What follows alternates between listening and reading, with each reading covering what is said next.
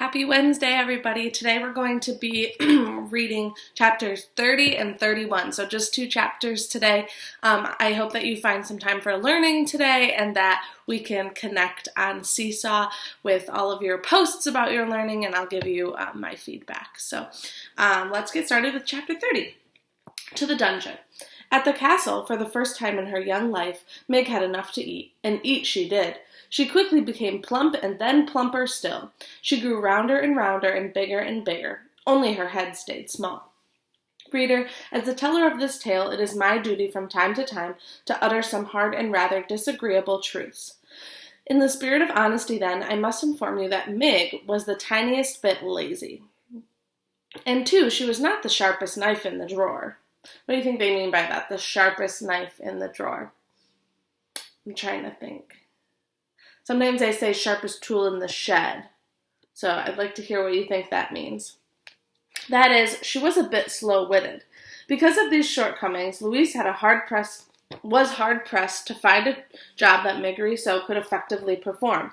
In quick succession, Meg failed as a lady-in-waiting. She was caught trying on the gown of a visiting duchess. A seamstress, she sewed the cloak of a riding master to her own frock and ruined both. And as a chambermaid, she sent to clean a room, she stood open-mouthed and delighted, admiring the gold walls and floors and tapestries, exclaiming over and over again, "Gor, ain't it pretty? Gor, ain't it something then?" and did no cleaning at all. And while Meg was trying and failing at these many domestic chores, other important things were happening in the castle. The rat in the dungeon below was pacing and muttering in the darkness, waiting to take his revenge on the princess. And upstairs in the castle, the princess had met a mouse, and the mouse had fallen in love with her. Will there be consequences? You bet. Just as Meg's inability to perform any job well had its consequences. For, finally, as a last resort, Louise sent Meg to the kitchen, where Cook had a reputation for dealing effectively with difficult help. In Cook's kitchen, Meg dropped eggshells in the pound cake batter. She scrubbed the kitchen floor with cooking oil instead of cleanser. She sneezed directly on the king's pork chops, moments before it was to be served to him.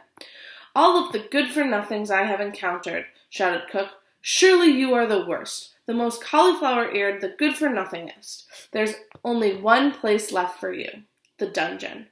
"Eh?" Meg said, cupping a hand around her ear. "You are being sent to the dungeon. You are to take the jailer his noonday meal. That will be your duty from now on." Reader, you know that the mice at the castle feared the dungeon. Must I tell you that the humans feared it too? Certainly it was never far from their thoughts. In the warm months, a foul odor rose out of its dark depths and permeated the whole of the castle. And in the still cold nights of winter, terrible howls issued from the dark place, as if the castle itself were weeping and moaning. "It's only the wind," the people of the castle assured each other. "Nothing but the wind."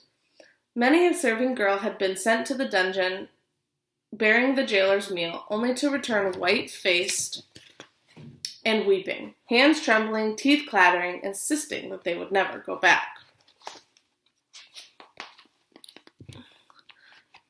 There he is telling her, there's only one place for you, the dungeon. Sounds like this dungeon is a place I don't want to go.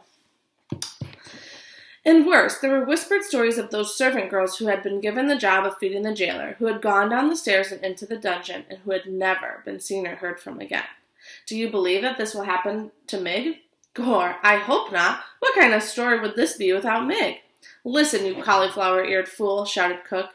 "This is what you do. You take the tray of food down to the dungeon, and you wait for the old man to eat the food, and then you bring the tray back up. Do you think that you can manage that?" "I reckon so," said Meg. "I take the old man the tray, and he eats what's on it, and then I bring the tray back up. Empty it would be, then. I bring the empty tray back up from the deep downs." "That's right," said Cook. "Seems simple, don't it? But I'm sure you'll find a way to bungle it." "Eh?" said Meg. "Nothing," said Cook. "Good luck to you. You'll be needing it." She watched as Meg descended the dungeon stairs. They were the very same stairs, reader, that the mouse Despereaux had been pushed down the day before. Unlike the mouse, however, Meg had a light. On the tray with food there was a single flickering candle to show her the way. She turned on the stairs and looked back at the cook and smiled. "That cauliflower-eared good-for-nothing fool," said the cook, shaking her head. "What's to become of someone who goes into the dungeon smiling, I ask you?" Reader, for the answer to Cook's question, you must read on. Chapter 31, A Song in the Dark. The terrible foul odor of the dungeon did not bother Mig. Perhaps that is because sometimes when Uncle was giving her a good clout to the ear, he missed his mark and delivered a good clout to Mig's nose instead.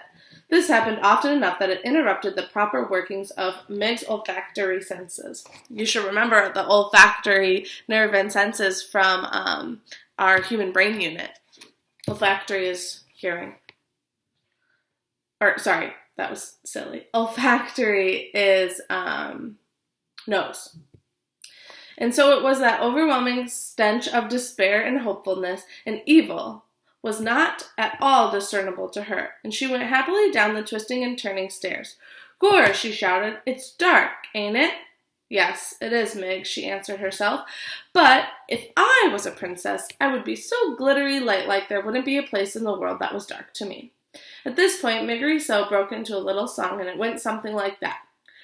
"I ain't the Princess P, but someday I will be. The P-ha-he, someday I will be." Mig, as you can imagine, wasn't much of a singer, more of a bellower, really.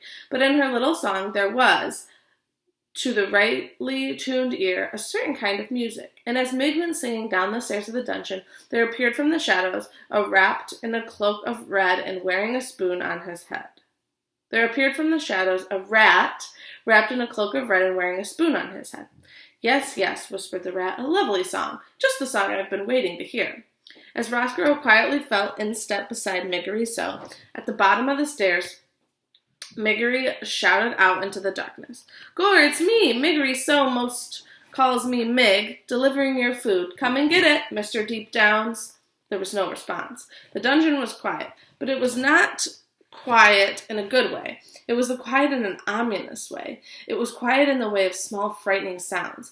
There was a snail-like slither of water oozing down the walls, and from around the darkened corner there came the low moan of someone in pain. And then, too, there was the noise of the rats going about their business, their sharp nails hitting the stones of the dungeon and their long tails dragging behind them through the blood and the muck. Reader, if you were standing in the dungeon, you would certainly hear all of those disturbing and ominous sounds. If I were standing in the dungeon, I would hear those sounds. If we were standing in the dungeon together, we would hear the sounds and we would be very frightened. We would cling to each other in our fear. But what did Miggery hear? That's right, absolutely nothing. And so she was not afraid at all, not in the least. She held the tray up higher and the candle shed its weak light on the towering pile of spoons and bowls and kettles. "Gore," said Mig, "look at them things. I ain't never imagined there'd be so many spoons in the whole wide world. There's more to the world than anyone could imagine," said a booming voice from the darkness. "True, true," whispered Vaccaro. "The old jailer speaks the truth." "Gore," said Mig, "who said that?" And she turned in the direction of the jailer's voice. All right, that's the end of chapter 31. Where did I put my bookmark? Can't find it. I'll have to find that later. All right, everybody, head over to the link next to the video to answer the questions, and I look forward to hearing from you soon. Bye.